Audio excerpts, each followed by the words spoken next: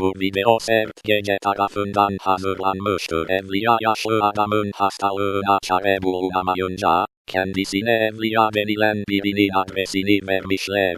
Söylenenlere göre en ağır hastalar o zatın duasıyla iyileşebiliyormuş. İhtiyar adam verilen adresi çaresizlik içinde cebine atıp doktorun yanından ayrıldığında, sokağın köşesinde simit satan 6-7 yaşlarındaki bir çocuğa rastladı.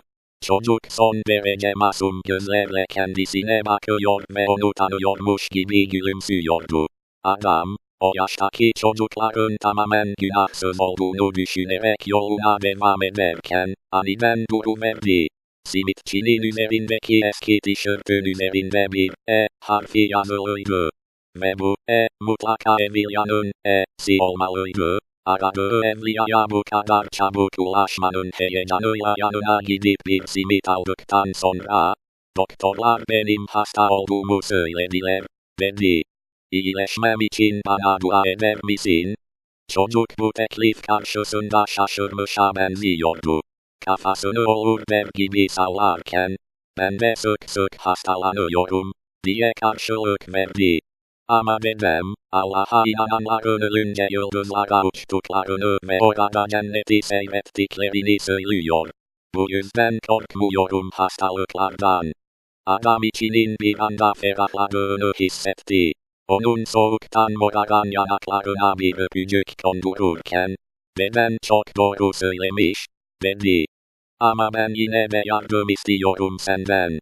Çocuk, duasının kıymetini anlamış gibiydi.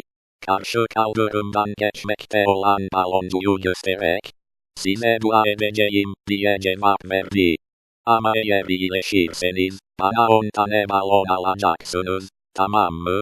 Bu sefer adam başını salladı. Fakat çocuk bu kadar büyük bir hazineyi istemekle haksızlık yaptığına hükmetmişti. Mahcubiyetten kızaran yanaklarını elleriyle örtmeye çalışırken, uçan balon almanıza gerek yok, diye devam etti. Normalinden 10 tane istemiştim. Adam elini uzatarak çocukla tokalaştı.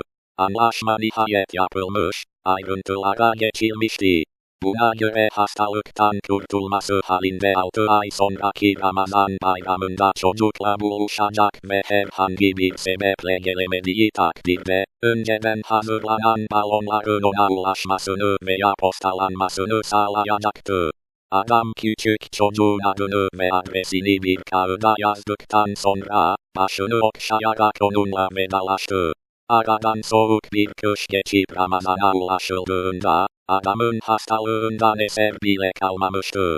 Hayata tekrar dönmenin sevinciyle en güzel balonlardan bir paket hazırladı ve bayramın ilk gününü iple çekerek randevu yerine gitti. Küçüklerin cıvıl cıvıl kaynaştığı bayram yerindeki diğer simitçiler, çocuğu tanımıyordu. Adam onu biraz ilerideki bakkala sorduğunda, dükkan sahibi, ciğerleri hastaydı yavrucağın, dedi. Geçen hafta aniden ölüverdi. Adam bir anda beyninden vurulmuşa döndü. Ve koşar adımlarla orayı terk ederken, önüne çıkan ilk baloncuya bir tomar para uzatıp, şu uçan balonlardan 10 tane istiyorum, dedi. Çabuk ol, gecikmeden ulaşmalı yerine. Adam, satıcının aceleyle uzattığı balonların iplerini birbirine düğümledikten sonra, onları besmeleyle gökyüzüne bıraktı. Bayram yerindeki herkes gibi baloncu da şaşkındı. Sonunda dayanamayıp, ne yaptığınızı anlayamadım, dedi. Neden bıraktınız onları öyle?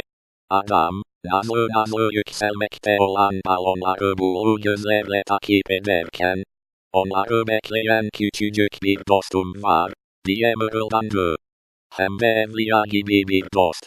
Balonları adresine postaladım sadece.